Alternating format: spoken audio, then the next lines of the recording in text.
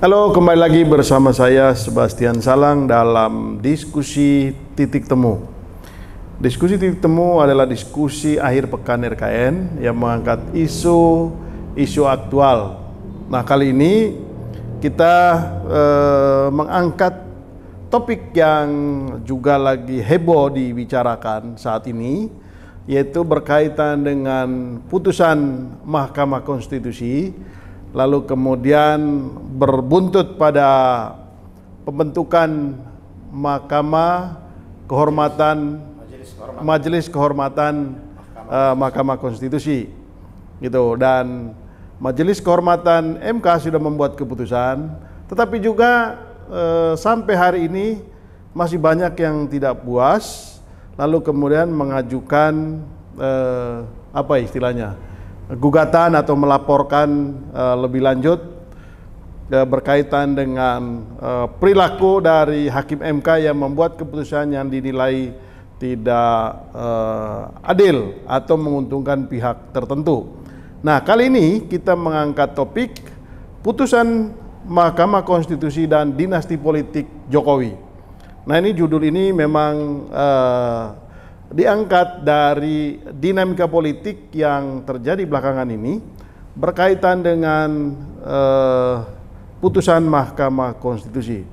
Untuk membahas ini, di studio bersama saya sudah hadir dua narasumber yang memang getol untuk menyuarakan terus berkaitan dengan putusan Mahkamah Konstitusi ini. Nah, di antaranya yang pertama itu Bung Jansen Dinata. Bung Jansen, apa kabar? Baik. Nah, ini tolong pakai itunya. Nah, Bung Jansen ini adalah peneliti dari Public Virtue Research Institute. Lalu kemudian yang kedua adalah Bang Petrus Celestinus. Apa kabar, Bang Petrus? Kabar baik, selamat sore. Ya, Bang Petrus dari dua lembaga, yaitu dari TPDI dan Perekat Nusantara. TPDI itu Tim Pembela Demokrasi Indonesia ya. Lalu kemudian Advokat Perekat Nusantara. Nah, saya ingin ke Pak Petrus dulu.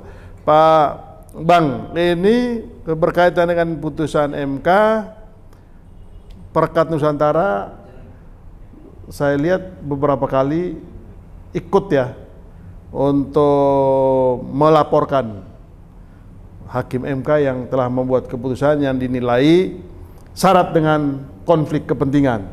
Apa sih sebetulnya yang Abang adukan ke Mahkamah Kehormatan Dewan, Majelis Kehormatan Dewan?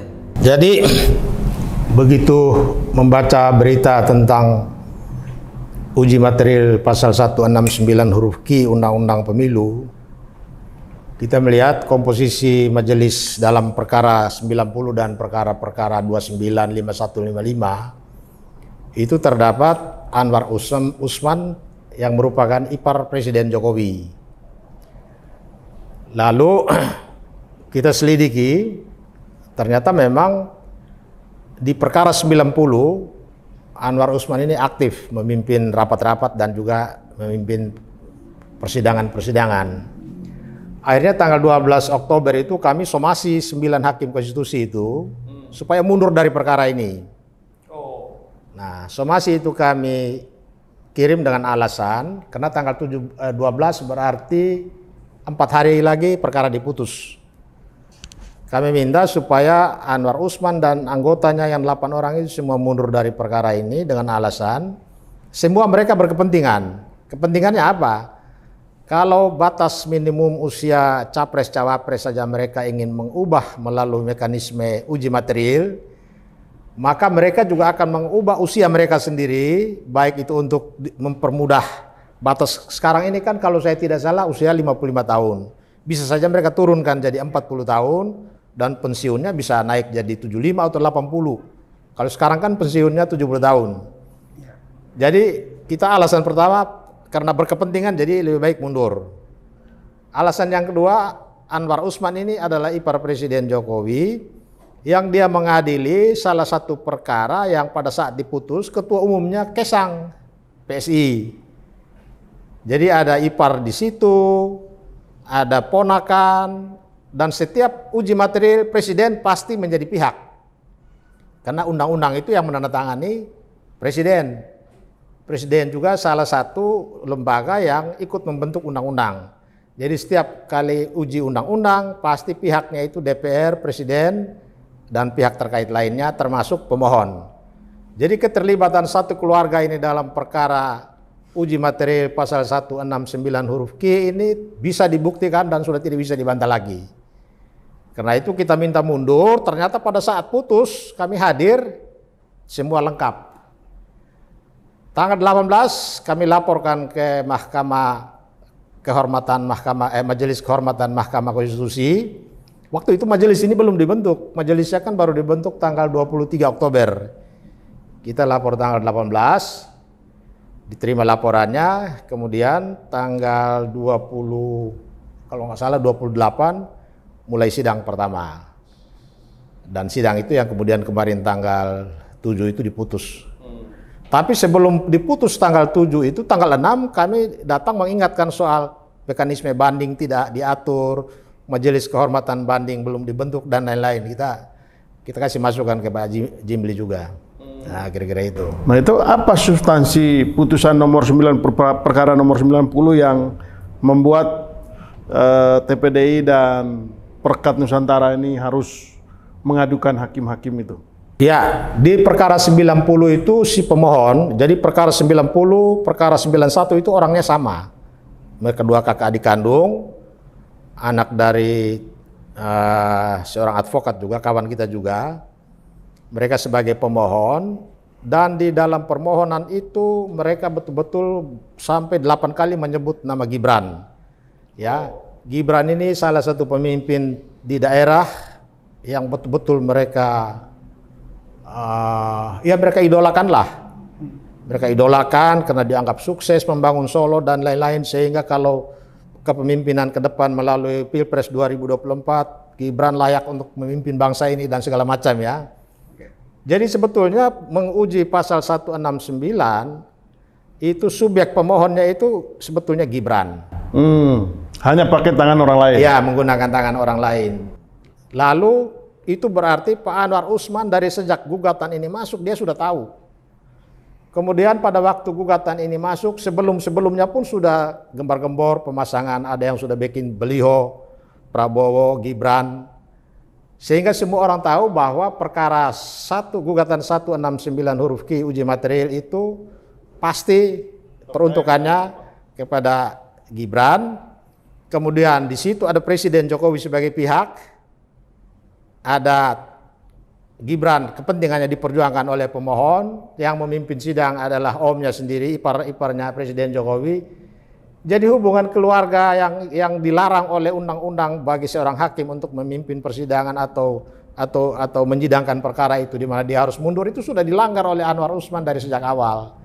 Itulah yang membuat kita lapor ke Majelis Kehormatan Mahkamah Konstitusi. Dan terbukti hal itu memang terlihat dalam putusannya? Ya, kalau dari putusan 90 itu sendiri, itu dissenting opinionnya Saldi Isra dan Arif Hidayat itu mereka kuliti habis permainannya Anwar Usman. Bagaimana dia aktif di perkara 90, tapi dia absen di perkara 29, 51, 55. 29 itu kan dari PSI yang ajukan. Dia absen, dia alasan sakit, tapi menurut Wakil Ketua Mahkamah Konstitusi Pak Saldi Isra, bahwa absen, kan ditanya sama Pak Arif, kok Pak Ketua tidak pernah ikut di perkara ini? Pak Saldi Isra bilang tidak ikut karena ada konflik kepentingan, jadi dia mundur, dia tidak ambil bagian di sini. Ternyata dibantah oleh Pak Anwar Usman ini bahwa dia tidak hadir di perkara 29, 51, 55 karena dia sakit. Nah, tetapi hal yang membuat Pak Saldi Isra marah, emosi, yaitu dia begitu aktif di perkara 90 dan dorong supaya dipercepat. Kemudian 3 hakim juga akhirnya berubah pikiran mendukung ini, putusannya jadi berubah. Padahal kan baru-baru sejam sebelumnya 3 perkara ini diputus dengan substansi yang sama mengenai pasal 169. Itu semua mayoritas hakim menyatakan menguji 169 huruf Q itu adalah kewenangan pembentuk undang-undang. Jadi permohonannya ditolak. Tapi 1 jam kemudian di perkara yang sama kok kabul. Nah, itu yang membuat Pak Saldi Isra marah di situ. Jadi ini memang kental sekali ya. Teman-teman melihat ini kental dengan permainan. Nah, saya ke Bung Jansen. Bung Jansen, apa yang teman-teman gugat dari putusan Mahkamah Konstitusi ini? Oke, yang pertama kami dari anak muda gitu ya, yang peduli dengan demokrasi, melihat putusan MK 90 ini syarat dengan kepentingan tertentu gitu dan nepotisme.